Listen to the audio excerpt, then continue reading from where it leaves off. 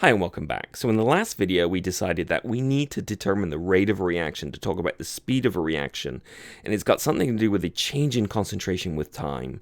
And the two things that we essentially do to that, so we've got a change in concentration over a change in time, is in front of it we put a plus or a minus. So if we're dealing with a reactant that's being used up, we use a minus, and if we're dealing with a product that is being made, we use a plus. And the reason for that is that the reactant concentration is going down, so if we multiply by -1, it makes it a positive number. However, a product concentration is going up, so it's already positive, so another positive doesn't really change things at all. And the very last thing we've got to do is we have to divide by the stoichiometric coefficient. I'll write that as A, so that is basically the coefficient in the chemical equation, and that just takes into account the fact that if we're using up one of something and making two of something else, then dividing by the coefficient gives us exactly the same number for the rate, no matter what we look at. We can look at this very generically. So for instance, if we have a chemical equation where we've got A molecules of A reacting with B molecules of B going to form, say, C molecules of C, so I'm trying to keep my colors straight here, then we can define the rate of the reaction as follows. So the rate is just equal to, for the reactants, it's -1 over the stoichiometric coefficient times by the change in the concentration of the reactant over the change in time. And likewise for the other reactant B, it's -1 over its stoichiometric coefficient times by the change in its concentration over time. And because we're making C, then we flip the sign, so it's a positive 1 over C times by the change in concentration of C with the change in time. So let me go ahead and give you a chemical equation, and maybe you can go ahead and write out the expressions that you would use to measure the rate of the reaction in the lab. So based on what we just did, imagine you've got this chemical equation here. You've got 3 oxygen molecules, dioxygen, forming 2 ozone molecules, O3. So in the lab, right, how would we go ahead and measure the rate of this reaction? So just pause the video, write the rate expression out, and then come back and let's check together.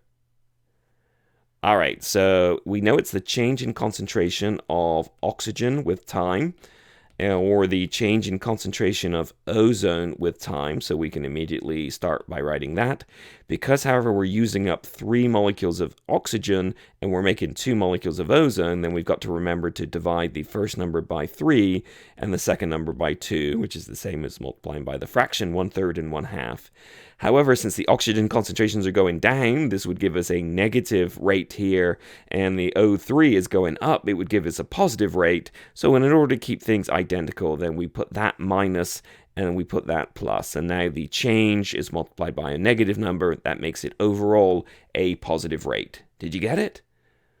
Awesome. So let's go ahead and put some numbers in here. So maybe the oxygen concentration decreases in an experiment, and it decreases by, say, 0.038 moles per liter in a 12-second period. The question for you is, can you figure out the rate of the reaction from that information? And secondly, can you go ahead and calculate the rate of formation of ozone with time during that time period? So pause the video and see if you can't figure this out. Otherwise, just kind of unpause and watch, and I'll work with it to you together. All right, so the rate of the reaction, essentially we just get to put in those values there. So we've got a 12-second period, and so that we can replace that with 12 seconds. The change in concentration is 0.038. Now, the key word here is decrease, so that means we get to write minus 0.038 moles per liter, so the minus means it's decreasing. And of course, we are basically taking this over this and multiplying by -1/3. And unit-wise, it's going to be molar per second. So let's see, we can write that molar per second, or I actually prefer molar seconds to the -1. And my calculator says that is 1.06 times 10 to the negative third. So when I take 0.038 and divide it by 12, and then take care of that minus and that minus, which I can actually just throw away and divide by 3, this is what I get.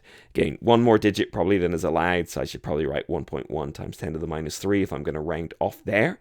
What's the last thing? We want to know the rate of change of ozone with time. So we know that the rate is equal to half of that value. So if we want to just find that value there, we just have to double the rate. So why is that? Well, essentially, we're just bringing that 2 to the other side. It's already positive, so we don't have to worry. So double the rate is equal to this shebang here. So we just double that number up above. So 1.06 doubles to 2.12.